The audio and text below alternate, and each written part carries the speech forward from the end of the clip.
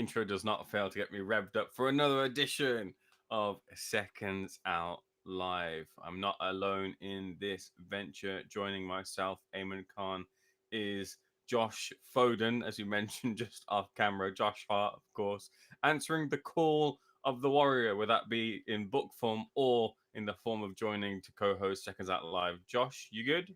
I'm great. I was actually about to grab the Call of the Warrior book from over here, but I'll save that for when I'm done talking. But no, I'm very good, very excited to be back on Seconds Out Live. I think this is a record number of appearances within 1 month for me. So delighted to be making a little bit of history today. How are you, Eamon, though? How's everything on your side of things? Everything's good. Everything's great. But I'm not sure as you look to go and grab something how people.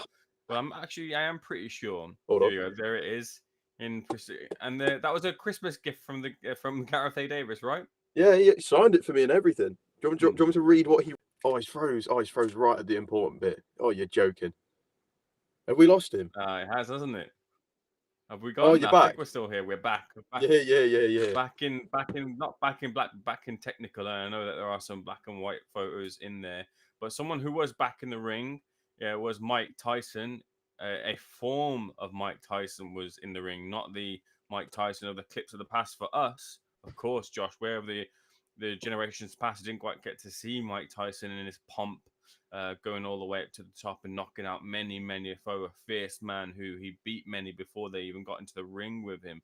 We'll get into the exhibition, the fight, whatever it was that we saw over the weekend, broadcast by Netflix. But first of all, I want to thank everyone joining in the chat for the contributions as well too. This is the most interactive live boxing show across the industry, so make sure that you give us your contribution as well and let us know what you thought of the topics that we're discussing. Of course, at the top, Mike Tyson versus Jake Paul. You can also click the like button, subscribe. It does go a long way as well too. And if you do so feel inclined, you can leave a super chat as well as a guaranteed way for us to read out your comments. I will try my best to get to everything. You don't have to feel too obliged to do that, but it's there if you wish to. Now, let's get to then, of course, um, the ghost of Christmas past. Vinny, the videographer needs a bit of a telling off because the headline's not quite right. Technical difficulties, and there was some over on Netflix. Josh, whilst Vinny clears that up a little bit, did you have any technical difficulties watching the broadcast from Netflix? I had more than probably what I expected. A few too many. It was really frustrating sitting there, 5 o'clock in the morning. You just want to go to bed, and I know it was bad enough trying to watch Jake Paul versus Mike Tyson at times, but dealing with that as well, definitely made it a little bit worse. Um, but yeah, hopefully Netflix saw that out. But when you've got a record-breaking 65 million households watching, um, you know, you're going to expect those errors, aren't you? So is what it is. We got through it. But yeah, Netflix, sort it out, please. And it was a ghost Christmas past. And look, when it comes down to it, and I'll hold my hands up and say to you, look, boxing for me, when I got into boxing, my kind of world view of boxing when I was growing up was Amir Khan. And then when I went off to uni and things, I started watching boxing a lot later on in life, of course, coupled with the rise of the likes of AJ and more importantly, George Groves. I really like George Groves. I really like Chavez Jr., really like The Contender. George Groves, when he fought Carl Froch, sparked the kind of hardcore in me, and I started watching boxing. When you come to revising for exams and things, boxing in some form was always on late at night, at weekends, and things like that. But what I'm trying to say to you there, in that kind of list of things that got me into boxing, Mike Tyson didn't figure in that. Of course, I knew about Tyson as a pop culture icon and being a wrestling fan. He kind of filtered into wrestling as well a couple of times too. But in terms of actually seeing him and living through his career, never got a sense or feel of that. So to see Mike Tyson return to the ring in the form of the exhibition that he had with Roy Jones Jr. was a bit of a treat as well too, but sort of an understanding as to this is two older guys who are moving around a little bit and a bit of fun and a bit of a shake around. And this competitive edge where Jake Paul, he challenge him, whatever it may be, and they're going to have a fight, and it's going to be a legit fight that's on his record. I think it was clear to see that even though I hadn't seen Tyson myself, but through these videos and fights that you watch after the fact, sure, that this was a shadow of the former self of Mike Tyson. I don't think he looked like his knee was braced up there. He looked like he, for a round or two, had a bit in him. And then after that, he was shuffling and not really moving well, couldn't really land much punches, couldn't really throw too much, and it didn't take a beating from Jake Paul in any way. But whatever the CompuBox numbers or whatever the tally numbers up were, there were too many punches for Tyson to take for whatever it was. Not that it got like bad to watch in there, it just wasn't really like any sort of spectacle or any kind of need for it really. And I think Jake, to be fair, look, there are all sorts of conspiracy theories and things, and I was one of them, thinking that this might be staged and orchestrated in some way. And even then, during the fight, I thought, why is Mike Tyson covering his gloves over his mouth? And if you're a wrestling fan, you sort of know that when you do a little bit to this and the camera cuts away, like normally people are calling a spot, they're calling a shot, go to the top rope, do this to me, do that to me, DDT, whatever it is. I thought, is that what's going on? But it turns out that there wasn't anything in that. But I do feel that it was Jake Paul who kind of held back a little bit and didn't want to hurt Mike, and kind of knew that Mike wasn't going to be able to resist many barrages of his punches. Was it a sad spectacle for you, Josh, before I jump into the chat, as I thought it was as well? Yeah, it definitely wasn't the nicest of watches, not even in the sense that Mike was taking a lot of damage, but it was more just the sense that you could see Mike shouldn't have been in there in the first place. And that was a big talking point in the build-up. When I was doing various interviews throughout the week, a lot of boxing people were saying, this shouldn't be happening, it's not right. Especially when at first it was meant to be an exhibition fight, but due to backlash, it then got turned into a professional fight, obviously with the tweaked rules of 14-ounce gloves and 2-minute rounds. But yeah, it was very sad to see. I'm just glad that Jake kind of clocked on and didn't hurt him too much. But I feel for Jake it is a bit of a lose-lose situation. Regardless, I feel he doesn't gain a lot from that, apart from a £40 million paycheck, which I mean does sound pretty nice. Apart from that, it is like you don't gain any credibility for that. And the sad part that it goes on the professional records as well. Mike Tyson's professional record should have finished at the end of his pro career. That wasn't a professional fight for me. Talking to Adam Smith on Saturday night, just before we sat down to watch Chris Billam-Smith versus Zurdo Ramirez, he was saying that he's just glad that Jake kind of knew the script while there wasn't an actual script wrote down. He was just glad that he knew the script to not unload too many big shots on Mike Tyson, but we don't know what effect they're going to have. And you see the tweet from Mike Tyson after the fight saying that he nearly died back in June. What makes you think someone who died back in June and had 8 blood transfusions, I think he said it was, what makes you think that type of fighter is going to be in a state to fight just a couple months later? Even for a professional athlete, nearly dying earlier in the year, that's not something, it's easy to get over. So, yeah, I don't think Mike Tyson should have ever been in the ring. I don't think he should be back in a ring. I know he called out Logan Paul afterwards, and I didn't really like what Logan Paul said after either, saying that he'd effing kill Mike Tyson. I wasn't a fan of that. I wasn't a fan of the event itself, and I feel it has took a lot of the limelight from the great fight beforehand in Katie Taylor and Amanda Serrano. I thought that was a great fight, but it's not going to get anywhere near as much attention as it deserves because of that main event. So I'm not going to say a dark day for the sport's history, but definitely something that shouldn't happen again. We shouldn't be bringing legends out of retirement to fight young athletes or young people, whether you want to classify Jake Paul as an athlete or not. You don't want to see a 58-year-old man fighting a 27-year-old bloke. It's just not. I don't know. I don't agree with it at all, really. Well, speaking of giving some attention, let's give some attention to the people in the chat. I want to thank everyone once again for joining in. We have Vijan Kupanvu says, Logan Paul calls you. You can give me a call, no worries. I don't think he's got my number, though. Jack Dutton on the 45, Brimful of Asher on the 45, says, Saturday was sad.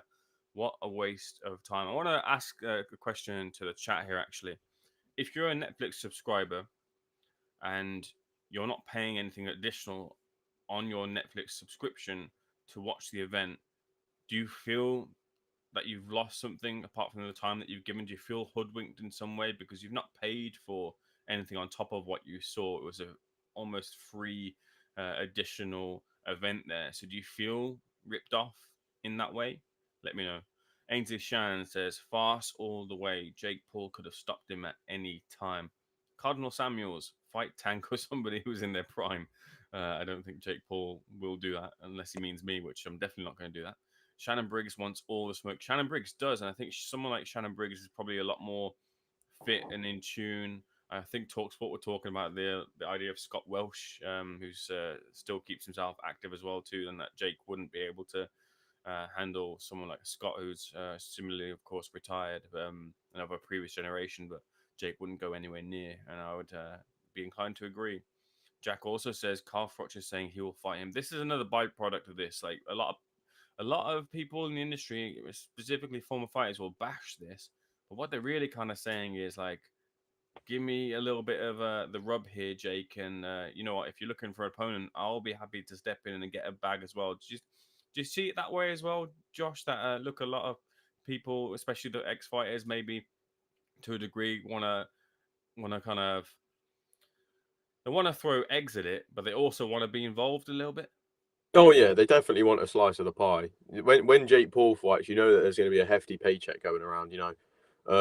Someone like Tony Bellew who had no respect at all for the Jake Paul Mike Tyson fight and said it was a disgrace. But then, on the other hand, and I found it really funny what he did. Going to the press conference with a 107-year-old man, Norman. What a bloke! Um, you know, there's that to it as well, where okay, you can disgrace it, but then you're doing that, and then you're putting more eyes on the event. So yeah, they definitely, while they can talk as much as they want about it being a negative thing, they want the paycheck. Carl Froch, he's going to want the paycheck. But the thing is that I like the fact it's like Carl Froch, guys like Tony Bellew and Carl Froch who are calling them out, because I think they're guys who can get in the ring and give Jake Paul problems. So yeah, while they can disgrace it like as much as they want, but deep down, and they'll never say it because they don't want to look like idiots, but they're going to want us like Mike Tyson got paid 20 million to stand there for 8 rounds. Imagine how much they could make if they beat Jake Paul and then get a rematch with him or something. You can set yourself up for life. Some of them might already be set up for life. You can set up your kids for life if you want with that money. There's a lot of money going around within this crossover boxing circuit. I don't know whether you classify Jake Paul as a crossover boxer or a professional fighter now or anywhere in between. But yeah, they definitely want a little bit of that paycheck. Ainsley Shan says Tyson looked 80 in there for a 58-year-old. Ra Hokum, shout out to Ra Hokum, says boxing wasn't affected by that fast. Those fans, those were fans of the YouTuber or maybe some of the undercard fighters. The sport remains as is, struggling to make ends meet and appeal to a mainstream audience. It's an interesting point here you raise. I do think boxing is affected in some way, and the fans there that were in the arena, a lot of them were Mike Tyson fans as well, and with Jacob brings his own spotlight too. But these are either lapsed fans or fans who are more more of a fan of the cultural kind of point of Mike, on the podcast, on the movies, the notoriety of Mike, and understanding where he came from, but being more of a pop culture type of figure as opposed to a boxer here.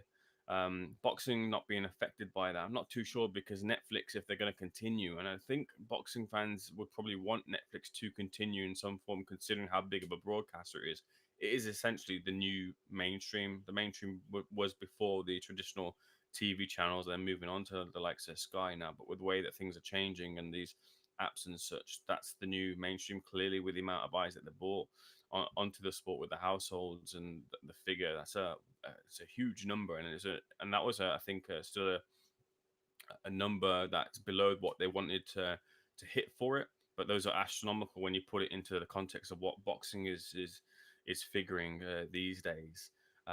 So it's when you look at the main event and it being kind of separate to boxing, the problem in that point of view is it's wrapped up within the package of boxing because you've got on the undercard all proper traditional boxing fights. So this, to someone who doesn't know boxing, this looks like boxing to them, and you sort of damage it in one way because the main event was what the main event was, and then you also prop it up a bit too because that fight between Serrano and Taylor and Serrano, I should say, and we'll get to it in a moment, was brilliant. Mario Barras, another fighter, Blood, Guts, and Thunder, provided another great fight with Ramos, traded knockdowns. Casamonica and Buddy is interesting enough.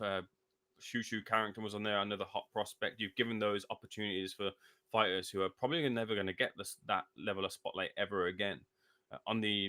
For some of those undercard fights, me and a colleague from another outlet were talking about the views on YouTube on the most valuable promotion streams and other streams. It was like 250,000 were tuning in to watch that first fight or Shadesia Green on there. Like massive, mad numbers, and you just don't see that with traditional boxing anymore. So I think you've got to look at that as a whole and how people view that event as to being boxing. The Truth Channel says it was scripted, simple. DB Cooper One says I cancelled my Netflix the day before the fight.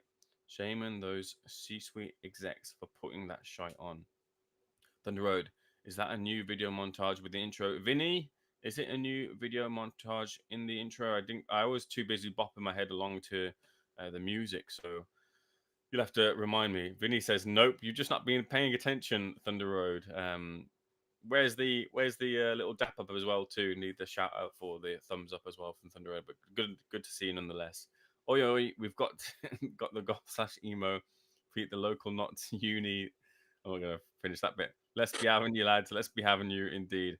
What music revs up, Josh? You're surely the only metalhead in boxing media aims. Josh, what music are you into? I really like Blanco. He's a rapper from the UK. I'm more like a UK rap type of guy. Although I do like Oasis as well. A bit standard. I've actually got tickets to go see him next year. So, but yeah, I really like Blanco. I'm going to get tickets to go see him on my birthday. Actually, that's actually quite the flex for me. I'm quite happy with that. I thought you were gonna say like I like Oasis, I like Coldplay, I like just stuff that everyone's into. Blanco, I thought you were gonna say Blanca as well. Street Fighter fans stand up. Josh, I don't think you know who Blanca is, do you? Nope. Okay, well, You got to remember, I'm a young man. I'm a young man in a man's world. you'll be green with envy with my pop culture knowledge. Let's leave it there. Anyway, Zabana Love says, could Josh recommend some fertilizers? No, he won't be. We'll be moving on from that one. The Truth Channel says, come on, Conor Ben, get back in the ring. Stephen Gareth A. Davis sweetening them up for what? A right hand? Crusher, money talks. That's all the fight.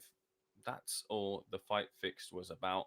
DB Cooper One says no such thing as a free lunch, young Josh. That's 70 quid, 2 kilogram book. Lord Gareth will have you working on his farm. Does he have a farm? Thunder Road. Is that book The Warrior Code by Chris Eubank Sr.? No, it's The Call of the Warrior by Gareth A. Davis and Sonia Jasinski. Stephen, before I give a balanced opinion, you need to watch Sam Joe's interview. He knows his stuff. Feel free to come back after that then. True Channel, yes, fake. That's what the contract said. The masses don't have a clue as to what the contract said. Dylan Tring, I was late. Dylan, shame on you. Ainsley Shand again, I would have not have stayed up and watched that rubbish. Checked it the next day, not worth watching live in my eyes. Some of the undercard fights were very much worth watching, so maybe give it another chance unless you are talking not in context of the undercard fights. Shame on everyone who watched the event. You're part of the problem. Tough stance from DB Cooper. One, shouldn't be fans' responsibility to give these has-beens paydays, says Umbano Love. Most of the time, it's underwhelming performance and fans feel robbed post-fight. Ainsley Shand then says 6/7. Not sure what that's in reference to. But that's not going to be the final fight for Mike Tyson. Whatever you think about it, he was asked by Errol Hawani post-fight, and they were both respectful to each other. And Mike Tyson said, "No, I don't think that's the last time I'm not. This isn't another one and done, two and done, whatever. But I'm gonna be back, and hell, I might even challenge his brother Logan Paul." And Logan then said he will kill him, which wasn't the best of things to say. But bottom line here is Mike says he's not done, and we're likely to see Mike out again. Your thoughts on that, Josh? Given I don't like it. I don't like the fact that Mike Tyson's going to be back in the ring. I don't like it. I think he does need to just call it a day now. He's 58. And it's not just the fact that it's Mike Tyson at 58. It's a Mike Tyson that has abused his body over the years since his retirement and even during his career. So it's the last thing I want to see, to be honest. We could see how much he struggled in there on Saturday. And I think Logan Paul is naturally a bigger guy than Jake Paul as well. So while there might not be as much boxing ability, there could be a hell of a lot more of a punch coming his way. And the last thing we want to see is a legend of the sport in Mike Tyson ironed out on the floor because Logan Paul, who used to do daily vlogs on YouTube, has knocked him out. It's the last thing we want to see.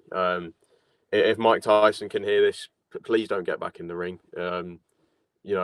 He's done what he's done. He's made his money, and whether he got in the ring on Saturday night because he wanted to challenge himself again, or because it was simply out of the fact that he saw a lovely little check of 20 million, I don't know. But I think if at the end of the day he made a great amount of money on Saturday, he proved that you can get back into shape because he was in great shape. He did look in great shape for a 58-year-old bloke. But you've done it now. Go enjoy that money. Go enjoy time with your family. Just please do not get back in the box ring because it's the least safe place you could be at the moment. So, if I could say anything, I just want him to sit back now and enjoy the money that he made. DB Cooper One and Thunder Road discussing the fight. Like to talk sport, flew people out when they don't even come to some boxing events. Sadly, this was a truly mass casual public event, so the demand was there. This was viral. That sums it up. To be fair, chat no flexing doesn't mean we skip on the likes. Hit the thumbs up, indeed. Cara Connolly says this is such a good after work treat, Joshy. Cara, a friend of yours? I'd presume so. I don't really know. I don't recognise the name, but glad that I'm making people's days after work. Glad you're enjoying it, I suppose. What, Big Chungas, wow, Ayman so cool that he doesn't like mainstream music. Yeah, not a fan. It can't be done with the top 40, top 10, whatever it is. I saw Alien Ant Farm this weekend. That will do for me. That's the sort of music I'm into these days. You boys nearly made me burn my pizza fuming.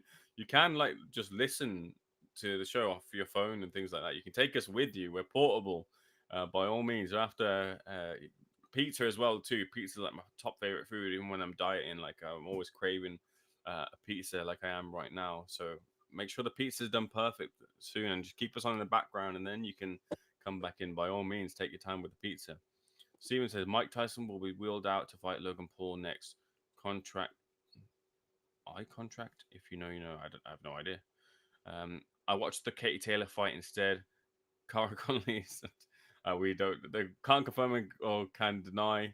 And I'm not even going to ask Josh if that's the case. Let's move on though from Jake Paul and Mike Tyson to one of the highlights of that event, and that being the rematch between Katie Taylor and Amanda Serrano.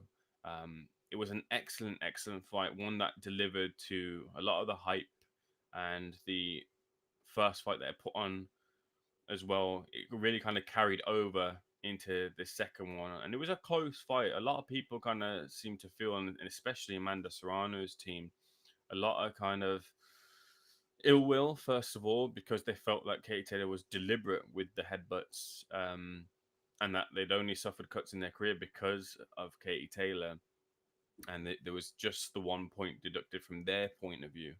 But outside of that, and I'm well aware that fans in the stadium were highly, highly pleased and satisfied with such a great spectacle in front of them, an understanding of the gravity of the fight as well too. But this delivered when it comes to in front of so many households and what boxing is and what boxing is about, and two ambassadors for the sport. This was a brilliant, brilliant affair, and hopefully we get to see the third one.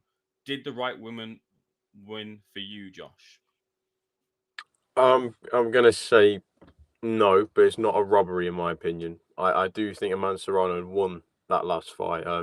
While watching it through, slowly drifting in and out of sleep, I did go rewatch it the next day. And yeah, I do believe that Amanda Serrano should have got her hand raised, but there's not one of those fights you can go call a robbery by any means. It was a really good fight, really close fight. Both had great spells, and for Katie Taylor at her age now, for how long she's been in the sport, while she's definitely not the fighter she used to be, there's still so much there. There's still so much there, and you can't question the heart that she's got just to keep going and keep going. So yeah, it it was a good fight. It was a great fight, but I still feel it's not getting the what's the word the limelight it deserves. The limelight, that's it. I know we saw Eddie go a little bit over the top with the celebrations after the fight. From what I remember listening to on another interview that he did, um, he even said, that there were some disrespectful comments being made by Serrano's team during the fight. So he might have went a little bit over the top, but that's just a passion for the game. But I still think there could be an argument for a third fight, despite the fact it being 2-0 to Katie Taylor. I do think there's an argument for a third because both fights were really, really close. So yeah, I think a third fight, I wouldn't say no to. What's your thoughts on that one, though?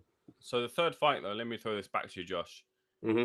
Or the next fight for Katie Taylor is a better way of saying this. Would you rather see Amanda Serrano in the trilogy Chantal Cameron in the trilogy, someone like a Natasha Jonas, or a Caroline Dubois who's been waiting for the opportunity at a lower weight where Katie still holds a title there and just waiting for kind of Katie to vacate that title. Who would you want to see next for Katie off of those options? I'm gonna have to go with the Chantel Cameron trilogy because it's a 1-1. It's a 1-1. It's one that you've got to settle. And there was a lot of controversy in that second fight between Chantel Cameron and Katie Taylor. You had that jab land from Chantel Cameron in the first round that put her down, but wasn't given as a knockdown.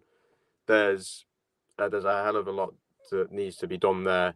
I think for the Caroline Dubois fight, I think just vacate those titles at that weight, and give Caroline Dubois a shot at someone else. Natasha Jonas, I don't really think there's a lot of interest in that one. For me personally, I know there might be a lot of other people interested, but for me, I think the front runner, Chantel Cameron 3, and then Amanda Serrano 3, only based on the fact it's 1-1 between Chantel and Katie. But if it was 1-1 with Serrano and Katie, I'd go with that one straight away because those were two great fights, but so were Chantel Cameron and Katie Taylor. But 1-1 needs to be decided with a trilogy, in my opinion. Okay, and the other thing here, and Romani Mode brings it up, his first contribution to this week's edition of Seconds Out Live. He says, Katie Taylor is Warrington 2.0 disgusting headbutts. And this was, as I mentioned in the intro to this topic, a point of contention that Katie Taylor was maybe deliberate in the cut that Amanda Serrano suffered. And I thought that Serrano was looking good before the headbutt and the effects of it came through. And then Katie Taylor, as she normally does, her engine sort of revs up. And one of her best things, one of her greatest attributes is being able to be first and last in her offense. And Amanda Serrano was less frequent in being able to pick off shots in between that after that cut. But that point was Carissa Shields. I think I said in an interview with Seconds Out as well that she felt that Katie Taylor got the decision. I've seen other fighters online suggesting that look, they're not deliberate from Katie Taylor as a headbutts. Like, how are you exactly supposed to kind of avoid giving lead, not quite leading, but the effects of getting in close, and sometimes it's going to happen, and Katie doesn't have the intention to throw her head into the mix. It just kind of happened, unfortunately. Do you agree with the comment there that Katie is maybe using using whatever kind of edge she can get here, and even if she is not on the referee who, without warning, did give a point deduction to Katie Taylor, is not on the referee to really kind of be an authoritarian there and put a stamp and a stop to that? I suppose I don't know. There's two ways to look at it. At the end of the day, it's the ref's job to pick up anything that's not illegal. But if the ref's not picking it up, I know it sounds bad, but you can keep getting away with it. So if Katie can get away with using it, and even she might not be doing it intentionally. That is just her style. Um, but yeah, like seeing people saying that she like leads with her head the whole fight. Yeah, but it's not her primary weapon. It's not like she goes in and just looks to give you a Zinedine Zidane-esque headbutt to your chest to put you down. Like, I mean, I don't know why you're giggling there. I can see it's sort of a valid comment. Zinedine Zidane headbutts, bloody hell. Well, yeah, no, but it's not like that's what she goes in to do. She's a boxer. She's gonna go to punch, but it's just the certain style that she's got, and it's a style that works, and she still wins these fights. So if the ref's not picking up on anything, let it go. Let it fly. That's what I'd say. That says, I think Serrano edged it this time, but I've only watched it once. Katie leading with her head so much detracted from her performance. Zambano Love says, I think this is on the announcement that Natasha Jonas has taken on Ivana Habazin in a few weeks in Liverpool boxers offering before the close of the year. Says Tasha has made a career picking up belts for dinner ladies, fighting Habazin next for WBC. Habazin lost her second fight to Harper, then beating nobody for a vacant WBC. Got to go some pushback on that and say as well too, she's lost some razor close decisions as well. Which on another night she might have picked up the win. Especially comes to mind the fight with Terry Harper, where she can feel tremendously done by. Taylor has led with the head her whole career. It sucks she had to be B-side for that to get picked up on. Respect to Katie Taylor, says DB Cooper One.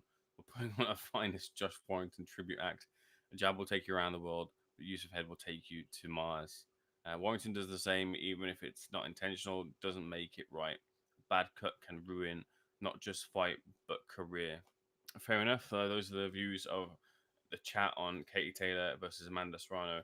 She does do well, Katie. Let's talk about the victor here in being able to just hang in there in fights, and it's noticeable that look, she's not at the peak of her powers here, but even then, she's still able to compete at the highest level. And I think we're coming towards the close of her career now, and that last one or two fights, maybe it is the last fight, whether it be a homecoming in a bigger arena. Although it's two brilliant occasions, and I was privileged enough to be at those two fights against Cameron. It was a raucous atmosphere, which will stay with me for a long, long time.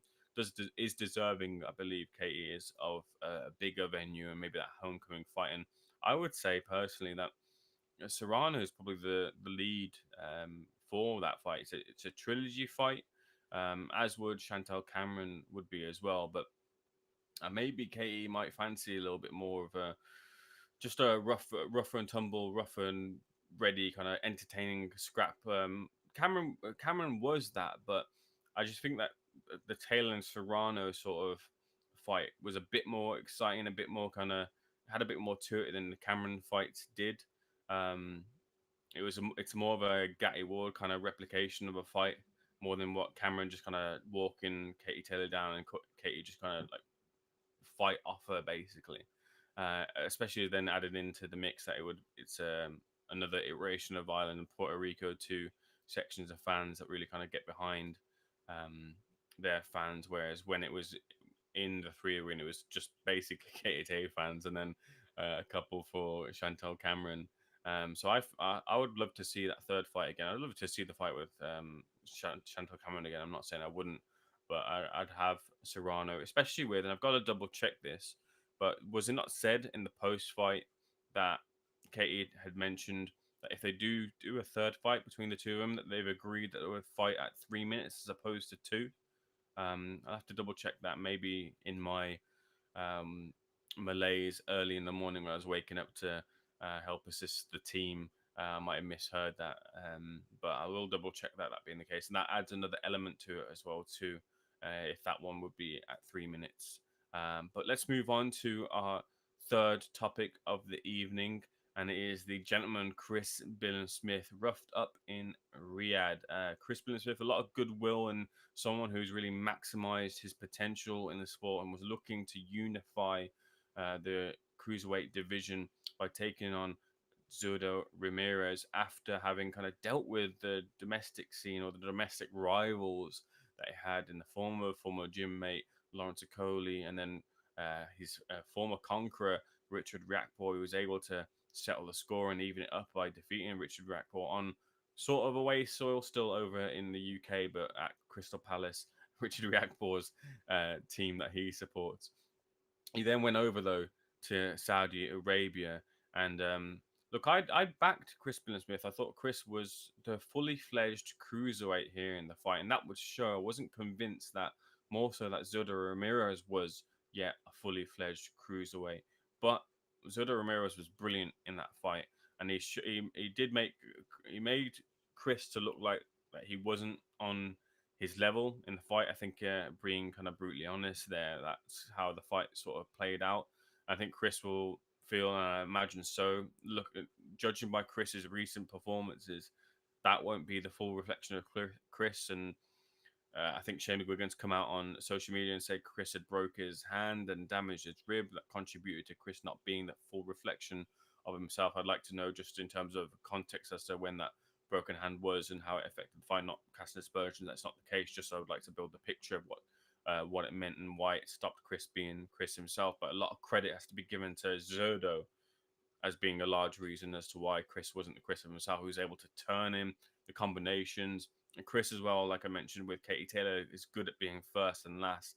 But Zurdo was able to find those holes and then move, and the footwork was just on point the whole night. It was a brilliant, brilliant performance from Zurdo Ramirez, and sort of changes the perspective a little bit on how a potential Zurdo Ramirez and Jai Opetaia fight might go. What did you think about it, Josh? I thought it was a good fight. It was a very good start from Chris Billam-Smith. That first round, he did look solid, but as the fight went on, it just seemed to get harder and harder. The eye started to go, obviously broken rib, broken hand mentioned as well.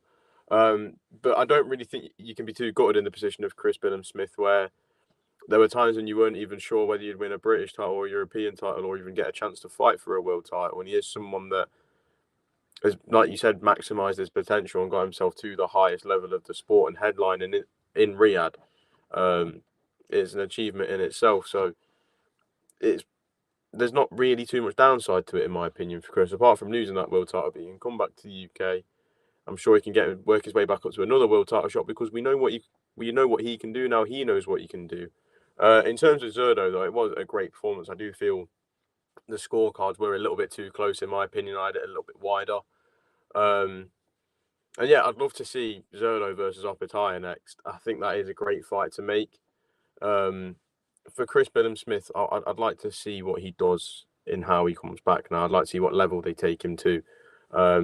Do they potentially give him another fight with Riakporhe, have a little 50-50 scrap?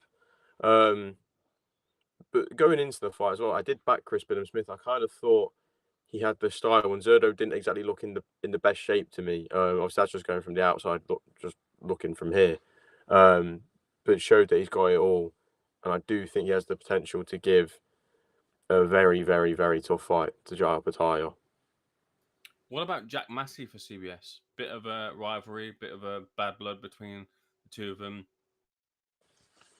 I like that fight. I think Title he had before as well. What do you think about that fight? I like it. I like it a lot, actually. I think that'd be a good fight to make, especially for both of them. Obviously, Massey coming off the loss to Opetaya. Obviously, Chris Billam-Smith coming off the loss to Zurdo. I think it's a good fight to make. It's a fight I'd definitely be interested in. Probably a better suggestion than me saying Riakporhe, if I'm being honest. See, I'd be all over that fight if it gets made. Have you seen the announcement regarding Richard? He's fighting over in Guinea, isn't he, against David Jameson? Yeah, I've seen that. It could be up there as random fight of the year contender. It's just a fight that completely baffles me. And did no one else pick up on the fact that Riakporhe is now trained by Billy Nelson as well? So I've not seen a lot of talk about that. I think that's quite a good move, personally. We'll find out. Proof will be in the pudding with that one, but he's got some interesting sparring in the form of Martin Bacoli, that's for sure. As Riakporhe looks to build back from the defeat to Chris Billam-Smith. But yeah, look, going to the chat here and seeing what they say about the fight. Just going back to Chantal Cameron, Kate Taylor, Serrano, that sort of mix. DJ Rush saying would want to see Chantal Cameron versus Taylor 3. I believe in both fights, Cameron was more effective and dominated more than Serrano, who I also enjoy. She seems more mobile and uses the jab better. He also adds, I'm glad Zurdo won. I picked him to win. Chris Billam-Smith, to me, would have kept avoiding Jai Opetaya because he doesn't have enough skills to match him in a competitive match. Chris was outclassed. Are UK fighters that skilled? We only seem to excel at having physical attributes. We thought CBS was world level, but Zurdo from 168 looking fleshy as hell outclassed CBS. Josh, you got to defend the UK fighters here. Come on. Are we that skilled? Surely we've got some skilled fighters on our shores, right? I think we've got some skilled fighters on our shores. If I'm gonna, the fighter that springs to mind for skills, and this is a random one, my brain's a little bit tired right now, but Shabazz Massoud. We saw the skills that he put on against Liam Davies the other week, who was bordering that world level stage of his career, and we saw the skills that he has. And someone that's very young as well. But I think we've got skilled fighters in the UK, but we just also seem to be absolutely great physically as well. You know, a lot of the fighters have quite good chins. Some of them have, decent body shape. We've got a bunch of tough people around here. And sometimes the toughness is what you need to win. We've seen some fighters been fights using just purely based on physical attributes. Look at Lee Wood. Fought Condon was, definitely not the more skilled fighter, but was just outgritted him and knocked him out. Look at what he did against Warrington. I know Lee Wood has come to mind there because he is the local hero here. But yeah, I think we've got skilled fighters over. I think that's a bit of a scandalous comment from Zumbano Love there, personally. Scandalous comment, says Josh Hart. I'll throw a few names in there. Zine, Catchall, Tyson Fury, Bawatsi, Hutchinson, Wood, just hold the top of my mind. Lots of skill fighters in the UK. I get what you're saying when it comes to international, and when sometimes as well, like when it comes to UK fighters and the style of a Mexican type fighter, they can't quite get with the rhythm of the punches, because our punches come, it's like 1-2, then come off the hook, whereas some of these international stars might be 1-2, 1-2, blah, blah, blah, blah, a bit more of a barrage before you go on to the next combination, and that's a bit of a sticking point to get past for them. A lot of it is down, I guess, maybe to the sparring and the sparring that you get, where that's more domestic or flavored more to a world palate, if you want to put it that way. Basically, just getting international sparring and a bit more different looks in that. It'd be interesting to know who was sparring Chris Billam-Smith. I believe from his social medias, I think Carol Italma was in there for one. And I'm not sure who else would have been there for the sparring, but I did see Carol in there. But that's a question to be put to the team in the future, and I'll keep that in mind. Stephen Kennedy adds, Usyk going back to cruiserweight would be a bad move. This was something that Oscar De La Hoya put out there, and I think it's since been sort of shut down. That although Usyk has said that in the future he would like to go back down to cruiserweight and capture or recapture the undisputed titles, a move for Usyk to cruiserweight. Does he stand head and shoulders above the current talent who hold world titles? Noel Giver, previously called Noel Mikalayan, Zurdo, Jayapataya. You'd put Usyk above them, would you, Josh?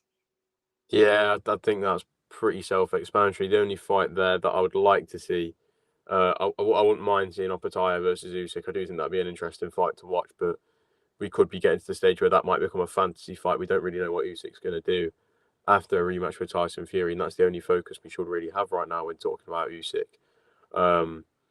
But yeah, I think Usyk does stand head and shoulders above them. I think he is probably the most elite cruiserweight out of the lot of them. It's a big cruiserweight with skills of middle / super middle. Add Zumbano love. Zurdo was brilliant, but am I the only one who thinks Zurdo beats Jayapataya? Zurdo got all the tools. I don't know if you answered this, remind me, but do you think he beats Apataya or not? What, Usyk? No, Zurdo.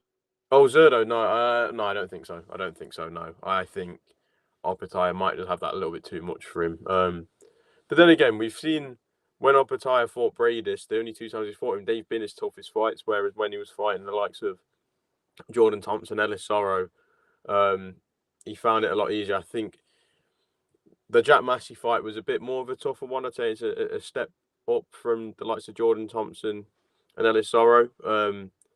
Obviously struggled to get him out of there, but couldn't stop landing on him. But Massey was just tough as nails, I guess you could say. It'd be interesting to see how it plays out, though. Zurdo versus Opataya. But I would favour Opataya slightly, but only slightly. It is a much closer fight than what I think people would give it. Usyk, the best heavyweight around. He'll beat Fury once again. We'll get to the Fury and Usyk rematch chat, Usyk and Fury rematch chat in the future when it gets closer to that big rematch. Not for Undisputed for the unified titles, but Undisputed rematch in its own right. Big Chungus adds in here. Did you guys see Barry McGuigan on I'm a Celeb? Have you seen it, Josh? Yeah, I watched the first episode last night. Thought he was flying, and then bottled it a little bit at the end when he couldn't see. But I do hope he brings it home. But Melvin is doing quite well. I do like the look of that Melvin bloke on there. So I Melvin. do Who's want Barry. Melvin? Don't know. Never heard of him until I seen him last night. But he looks like a good bloke. So I hope he does well. Who's goalkeeper Barry? Oh, I think that's what they started calling. I wasn't fully locked in. I think that's what they were calling him last night. I don't know. It's a lady. Oh no, she's like a TikToker. She's not actually a goalkeeper. Oh. No, she's just on TikTok. They just call her GK Barry. Oh, so she's not a goalkeeper. No, she's not a goalkeeper. No, she's far from a goalkeeper, Ayman. Okay. That's the Yeah, best thing I've I heard saw all the day. names come up because Goalkeeper obviously, Barry. yeah, the rumor mill was running on who are the latest entrants for this series, and I do quite like I'm a Celeb. I missed the last season, especially the season with Amir Khan. That was a standout season because Amir is just a funny character, a lot of entertaining character. And they've had former fighters in there in the past. Who else? Who's been on there? Joe Bugner's been on there. Tony Bellew was on it. Tony Bellew was on it, of course. Who could forget? Amir Khan was on there. Was Frank Bruno in there? Oh, I couldn't tell you, Ayman. Ayman, you got to Frank, remember, I'm only 18. I think Frank. Oh, sorry, pal. I apologize. But I think Frank Bruno was in there. Chris Eubank Senior was in there. Oh, I think I might be a little bit even. I think I might be younger than I thought. I didn't even realise he'd been on there. Hmm. Might have to go watch that tonight. Might think I've sorted my evening activities out for after this now. Cheers, Ayman. Gotta check that birth certificate, make sure you're of age. Nat I'll said, get I my had TV out I right had now. Zurdo winning before the fight, and it pretty much played out how I expected it to. I think Appetite easily beats them both. I believe a fight against him and Zurdo would be more competitive. DB Cooper One, speaking of McGuiggins, says McGuiggins gambled by thinking they beat Ramirez, so they would have more money for undisputed against Jai. Always felt this was wrong move.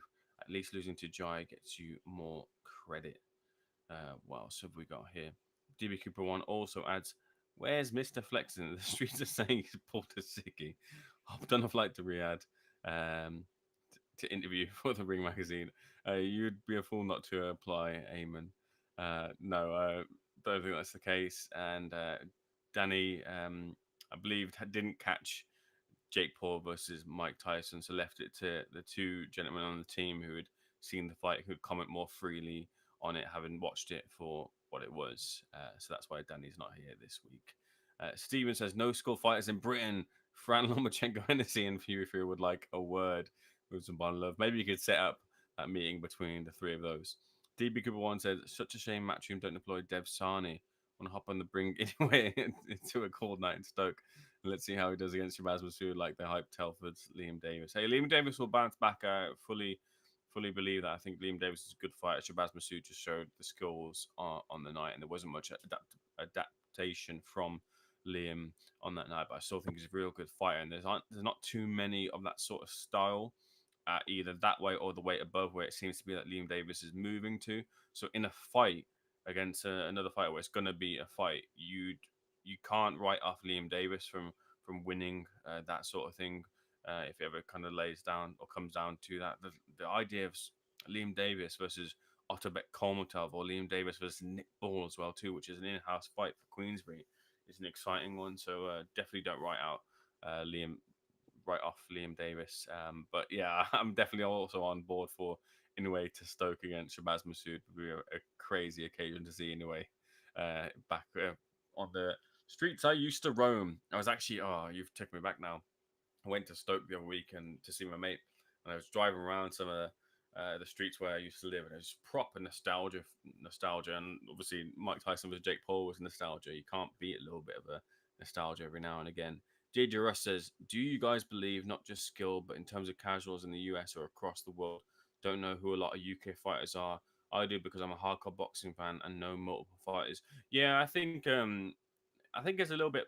I think UK fight fans kind of understand and respect US fighters, but when it comes, maybe the script is a little bit flipped when a UK fighter goes abroad to the US, and because they haven't heard of them, it's sort of like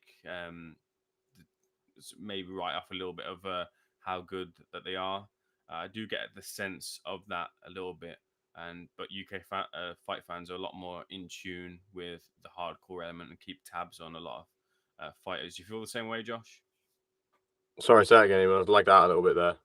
You lagged out. Don't worry, we'll move on if you're lagging out, Josh. Stephen Kennedy says seconds out the best. Appreciate that, Steve. I'll do the boom. I'll do the boom. I haven't got a boxing glove on me. It's in my bag. Oh, I can Big find one if you want. I've got one next to me. Get Josh Hart on next. I'm a celeb. He's becoming a household name. Goalkeeper Barry. I thought she was a goalkeeper. I've not watched the episodes yet, so You never know. She might be really good in golf for all we know. You never yeah, know. probably Might be a hidden talent. You might have sparked something there, Raymond. You might have sparked something. double entendre. Goalkeeper Barry. Should Jake Paul be considered now as a serious boxer? Look, I think to be fair, when it comes to this question, he is a professional fighter.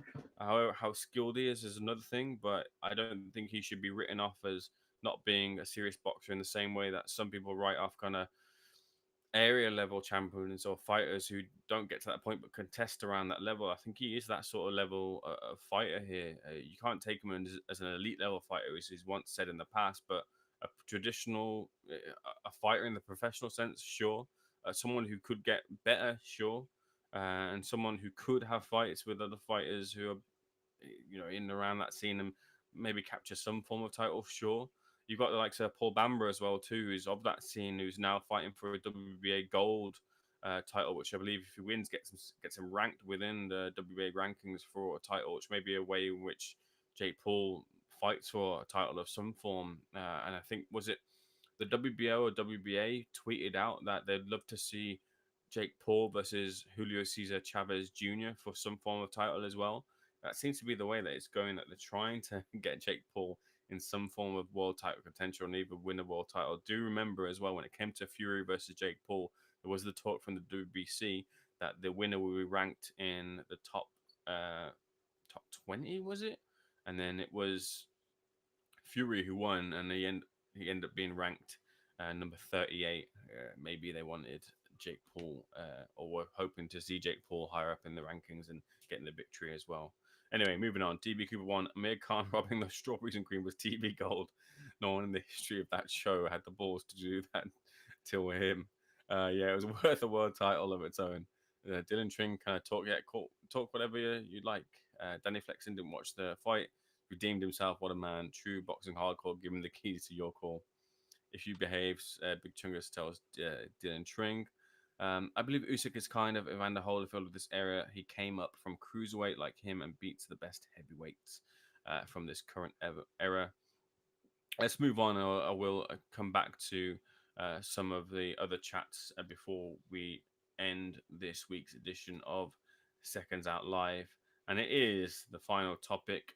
Frank Smith spills the tea. This is one where I hand over the keys to you, or the baton, I should say. I've ran for as long as I can, Josh, but it was your interview. You spoke to Frank Smith about kind of promoter relations and the feelings surrounding other promoters and their positions with broadcasters. And I will reveal to you as well, Josh, first time you'd heard this, speaking to some people in the industry, they asked me to pass on a bit of kudos to you for the questions that you asked on that interview. So there it is now, first time you're hearing it. But what was it that was spilt during that interview that you can catch on Seconds Out? What was the conversation?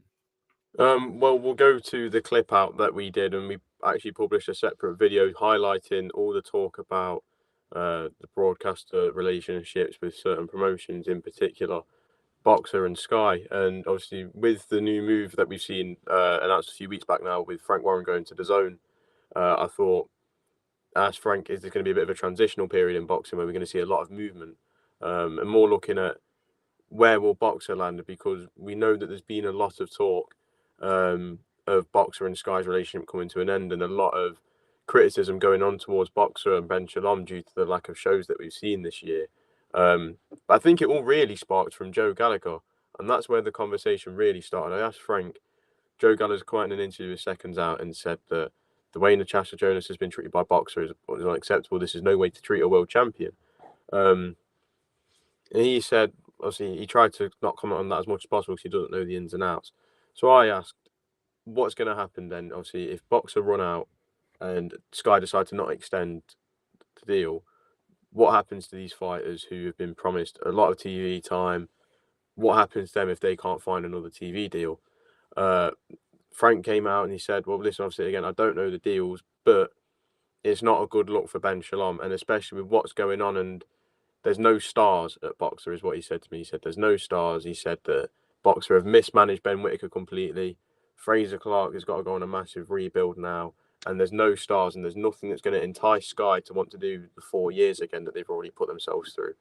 So it seems, obviously, that's just an opinion that he's got, but you can understand what he's saying when you look at the strength of other stables, other stables compared to Boxers. There is a bit of a difference, but Boxer is still an up-and-coming company. They're still very early in the game, and there's still a lot to be done. Maybe the move to Sky may have been too soon for them, and from whatever they think. But yeah, it's very interesting times, and Frank definitely had a lot, and it all led down to him saying that he believes that Sky will not renew a deal with Boxer, and it'll be very hard for Boxer to get a new deal with a new TV broadcast partner.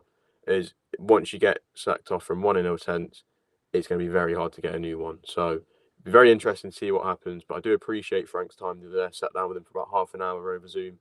And a lot was covered also about Conor Benn. So if you go and watch the interview, you can find all the talk and the latest on Conor Ben and where he stands right now in terms of fighting again in this country.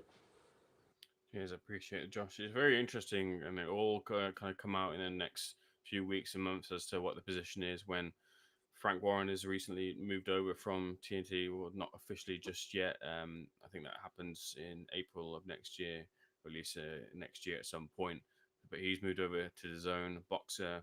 With these sort of deals and things, you expect to see some form of kind of communication, whether it be like a leaked bit of information that comes into an article and then responses from promoters and such. But not really knowing as to where boxers stand when it comes to their deal coming up. And I think it's important for Sky Sports to stay in boxing outside of just production costs to cover a big event, but in terms of investing into boxing when they've invested in boxing for many years and helped prop up likes we're talking about female talent, but you've had Katie Taylor on Sky Sports cards, you had Natasha Jonas on Sky Sports cards, Savannah Marshall, all a lot of fighters who kind of Anti Joshua, another big proponent. We talked about Froch and Groves and Khan and things. You had these type of fighters who really resonate with generations. Bellew, hey, all these kind of big fighters of a previous generation for sure, but they've helped kind of bring the big mass, the big spotlight to them. And you can't beat football in this country as a lead off into other sports content in general.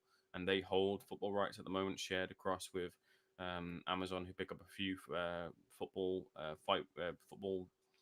matches and TNT Sports as well, but they're the big holder of the rights still. And until that changes, until there's been a monument or a kind of dent into that or a takeaway of a portion of those matches, it's going to be a big ask to make other platforms subscriberships rise in any form, really, because you don't have that sport on your platform as of yet. But maybe they take the world view as opposed to just the UK view. Let's jump to some of the conversation in the chat before we close out. We have here from Wait, DB Cooper one. Wait, Ayman, are you from Watford, Birmingham, Stoke, Manny, all over the place? And maybe you are the real GK. No, there's that's Tyson Fury and Mrs. Barry. Born in Watford, lived in Birmingham basically all of my life. Went to uni in Stoke, worked in Manchester. Hope that answers your question. Stayed up that late and still didn't watch it. What a man. Right time written Netflix says you can play that with bonus. I'll pay the postage. DJ Russ says, no offense to the new influencers, boxers like Jake Paul, but I believe other than better skills by more elite professionals, boxers, a lot of them in boxing is all they have and willing to kill in the ring. Stephen Kennedy says, why does Jake Paul pick an older man? Would love to see him fight Bellew next, as Bellew would take him out within 2 rounds. I think that's probably why he doesn't fight Tony Bellew.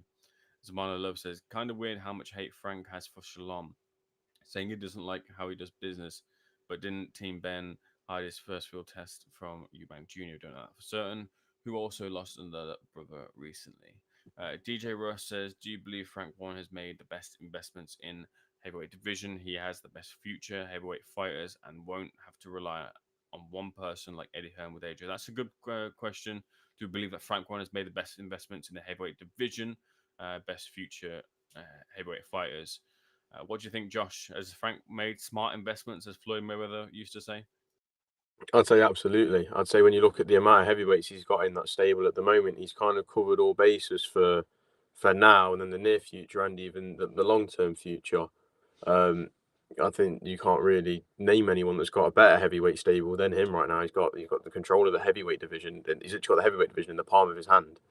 And that's why there's so many interesting fights to make for Daniel Dubois next, because a lot of them are probably going to be in-house matchups when you look at who Frank actually has. So I agree with that comment, definitely, that Frank's made the best investments in the heavyweight division. I don't think there's any promoter that comes close with a heavyweight stable.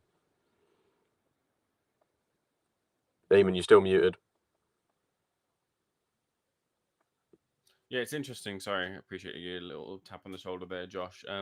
Outside of kind of Usyk and maybe AJ, who still holds a high commercial value with interesting matchups that you can put him into. Of course, Fury and AJ being the number one fight there. Frank Warren does have a bit of a monopoly over the heavyweight division, and you got Dubois, who's now come to the forefront, who put a lot of stock into Daniel Dubois, even after Joe Joyce had beaten him. he backed Daniel Dubois to really come back and rise back to the top, and it looks for all intents and purposes now to be the correct decision to really throw that momentum behind Daniel off of the back of that defeat when many criticized him, when many pointed the finger at him and called him a quitter. He silenced a lot of those doubters from that point. Uh, but it's what what might be difficult is kind of managing those heavyweights who are now you got Fury at the top in title contention. You got Dubois at the top in title contention. And Frank's said that he wouldn't feel comfortable in matching the two of them. And then you got Moses Atalma, who's now in against Dempsey McKean, which we're talking around like that fringe world level sort of scene. So he's rapidly rising to the top. So how do you manage all those kind of um, positions and um, wants and desires for world title action? That will be an interesting thing to keep tabs on as it moves on forward. Um, I think the industry likes. I think the industry likes Frank Smith is just applying pressure on Sky as they're making a decision right now. So creating bad headlines. I think Sky keep Boxer key for British boxing. Um, on Boxer with Riyadh season 2, says Stephen. If Boxer leaves Sky, they all jump on the zone. So I think like that's an interesting point, and when it comes to these sort of things, you think that with Boxer they had the sponsorship, and then you think first comes the sponsorship, then comes the sign over, and when your deal kind of is coming to an end, that's the opportunity to make those conversations and make those jumps. And if there's an interest to sponsor, is there an interest any further? So maybe those conversations are happening. Don't know that they are to be. I did speak to Ben Shalom last week, and he's accepted to do an interview this week. Hopefully, I will get that over the line. We can have those questions put to Ben Shalom. It's not always easy, even when you have an interview agreed, that it does materialize and get over the line there. But I'm hoping to get that push and get that interview for you guys, and we'll have those questions asked and hopefully answered as well. So let's see if we can get that answer there from Ben, who will have more knowledge on the situation. If Boxer are so bad, like Frank says, then why have they had more fighters on Rio cards and Matchroom and Queensbury lately? It says DB Cooper 1. How long do you think the Saudi Arabians saying? How long do you guys see the? I think the question here, DJ Russ is asking, how long do we think the Saudis are going to be in boxing for? And for all intents and purposes, with the purchase of and the collaborations we're seeing between promoters and Ring Magazine have been purchased, and the moves to have more events on, I think we're going to be seeing the Saudis in it for the long term and really kind of pushing towards one organization body, a UFCification, if want for a better word, of boxing. I think that's the shift that they're moving towards, and all the kind of pieces are just falling into place. So I think the Saudis are going to be here for a long time. Saudis totally changed boxing, says Stephen Kennedy. They're making great fights, so I hope the Saudis continue what they're doing, says Stephen Kennedy. DB One says, if you cut out the BS, messing off in boxing isn't far off the shows Matchroom and Queensbury put on. Still do 10 times the views Sky than others do via DAZN and TNT. Shalom just has zero aura. I will say here, in my point of view, I think Matchroom have taken the worldview and a lot more of the quality of it has gone over outside. You can't judge Riyadh season fights in the conversation, in my opinion, when it comes to looking at what the promoters' offerings are. So outside of that, I think Matchroom have had their focus more so on the US than UK, and that's been over a few years as opposed to just this year. Queensbury Promotions put on some good shows as well too. The Magnificent Seven cards have been good on a whole. If you look out of them, there could be more from the recent show, but it's still a good card compared to what is currently offered. When it comes to boxer Sky Sports Ben Shalom, I get what you're saying there, but you also have to look at like some of the shows. In my opinion, like the optics are good with boxer as well, because you've in the past, in this year and last year, you've been able to do 2 stadium shows, and the stadium shows are always different. One of my great memories of the year previous was the Bournemouth, the Vitality Stadium show. Chris Billam-Smith beating Lawrence Collier and getting crowned world champion. Like that's a fighter who didn't get a lot of push. not a fancied fighter by broadcasters. Wasn't fancied to get to the top anyway.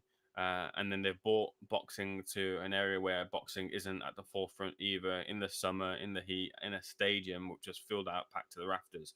That's that's a that's loads of boxes ticked that they've been able to deliver for fight fans, alongside building other fighters that haven't had the spotlight, the likes of Dan Aziz, Tasha Jonas, and others as well, and then bringing up other prospects like Azim to the forefront. I think Boxer have got to get the credit for doing that. They delivered another stadium show, although it wasn't not filled out by any means, but it wasn't as booming as the Bournemouth show. But still a real good optic in seeing CBS and Richie Rackpo on those big nights, those big different feelings, those kind of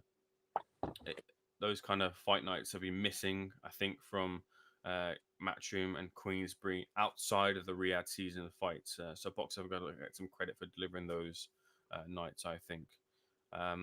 We can't get to all these comments, so I'm going to close out with a few more of these. What do you guys see of the potential success of Jake Paul's MVP promotions? Pushing on a lot of fighters like Ashton Silva, who got knocked out, unfortunately, but then they brought in Lucas Baddy. Lucas Baddy didn't win, in my opinion, against Casamonica, so maybe they should give the rub to Casamonica, but maybe they'll sign him in the future and give him another opportunity. But you can't knock what they've done for the likes of Amanda Serrano as well. But they seem to be signing fighters and wanting to push other fighters outside of just Jake Paul. And it's not just Jake Paul being the star of MVP promotions. They really want to push other people's careers. Steven says, Ayman, how did you and Ben Shalom make up? You had a little disagreement before. I don't hold any grudges or things like that. That's for certain. Not really any kind of need to hash anything out at all by either me or Ben. You just kind of move on from things, really. And that conversation about that disagreement at the Fraser Clark post-fight press conference can happen on camera or off camera, but no real kind of conversation is had. I think just understanding both points of view and not kind of holding it and just kind of moving forward with it. Nothing was said. Nothing was like you're banned or anything like that, or we don't like this, we don't like that. There's not really that thing. I don't think boxers operate that way, and I certainly don't operate that way either. So it's just a case of kind of moving forward, really. Is that a Prime Hydration hat by KSI Logan Paul? That is my favorite beverage. I would recommend water. That is and should be the favorite beverage of every person on the planet. Good boxing ecosystem, MB says, needs a strong domestic scene. Otherwise, there is no connection for casual sports fans and the hardcores as well at offer. MB. Who else? I think that'll be it for. I'm just scrolling up for any other further comments. Josh, can we go on COD after the live? Josh, you want to close out with that one? Yeah. Can I go have my tea first though, and then I'll hop on COD. I really want to go eat. I'm quite hungry. No, you can't. Anyway, right. Even you're not coming on COD with us. I'll have you know I've got both the skins and camos off of beating both maps of Call of Duty Zombies, Terminus and Liberty Falls. So I think you probably want me on your team. Yeah, Ayman, do you want to hop on after this? Just drop me a gamer tag and you can hop on if you want, mate. Will do. All right, then. That'll be it for another edition of Seconds Out Live. I hope you've enjoyed the conversation. Thank you to everyone in the chat as well. Make sure you click the like and subscribe. But as is customary, got to leave the last word to Josh Hart, the co-host of Seconds Out Live. Before I do, and Josh, you can think about what you want to say to everyone here who are waiting with bated breath. But just to let everyone know that we will be abreast of all latest information in the boxing scene. I'll be out in the field as well too from tomorrow. I'll be there in London. It was covering a Misfits boxing event, which I'm sure you're all looking forward to. But any other latest breaking developments and interviews will be on top of those this week. But Josh, I'll leave the final word with yourself. I'd like to say, first of all, everyone, thank you for joining again. And following on from Ayman's points, of it being a big week, a lot coming. I will also be joining Ayman in London tomorrow for Misfits boxing, and then I'll also be bringing content from Newcastle on Friday night and Wasserman boxing show. Harlem Eubank making his debut at welterweight. I'll be there on fight night, getting all the content for you people to enjoy. And yeah, that's about it. Thanks for watching. See you all very soon.